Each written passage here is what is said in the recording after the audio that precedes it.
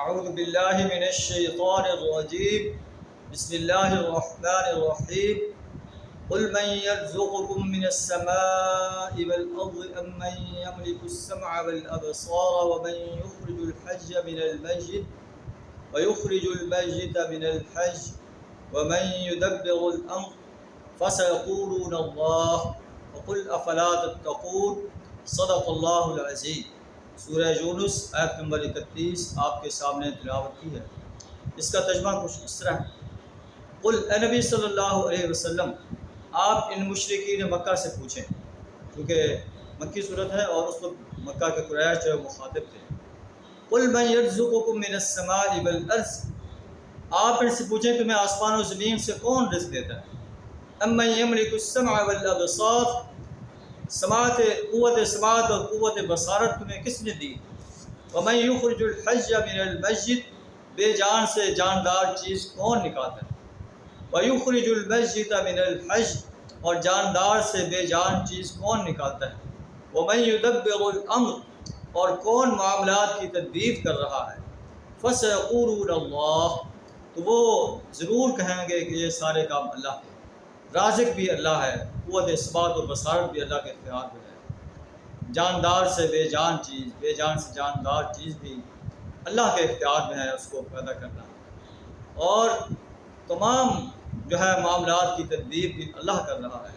اللہ کہتے ہیں فقل، اے نبی صلی اللہ علیہ وسلم آپ انہیں کہہ دیجیے افلا تتقون، کیا تم اللہ سے ڈرتے نہیں ہو؟ تم اللہ کو چھوڑ کر جو ہے اوروں کی اطاعت کرتے ہو، اوروں کے سامنے سے دریز ہوتے ہو، اوروں کو حاجت روا اور مشکل کشا بناتے ہو، حالانکہ تمہارا رازق اللہ ہے اور تمہارا خالق اللہ ہے۔ تم کیوں جو ہے فذالکم اللہ ربکم الحق، بس یہ تمہارا اللہ ہے، ربکم تم جو تمہارا رب ہے، الحق سچا رب ہے، فماذا بعد الحق الا الضلال، حق کے بعد گمراہی کے سوا اور کیا ہو سکتا ہے؟ فانا تصرفون، تم کہاں سے پھرائے جا رہے ہیں؟ پھر اللہ فرماتا ہے کہ ان سے پوچھو هل من شرکائکم من یبدأ الخلق ثم یعیدہ، کیا تمہارے شریکوں میں سے کوئی ایسا ہے جو تخلیق کی ابتدا کرتا ہو، ثم یعیدہ، پھر اس کا اعادہ کرے؟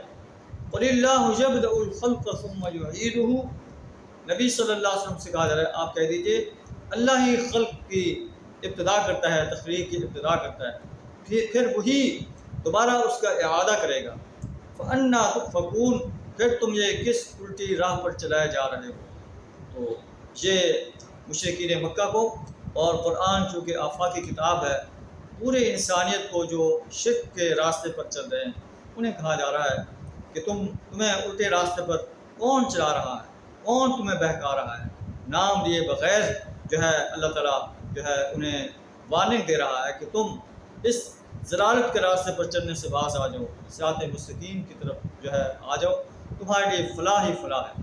اگر ضلالت کے راستے پر چلتے رہو گے تو تمہیں جہنم کا ایندھن بننے سے دنیا کی کوئی طاقت نہیں بچا سکے گی۔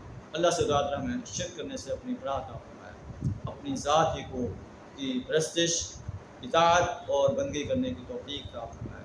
وآخر دعوانا الحمد للہ رب العالمین۔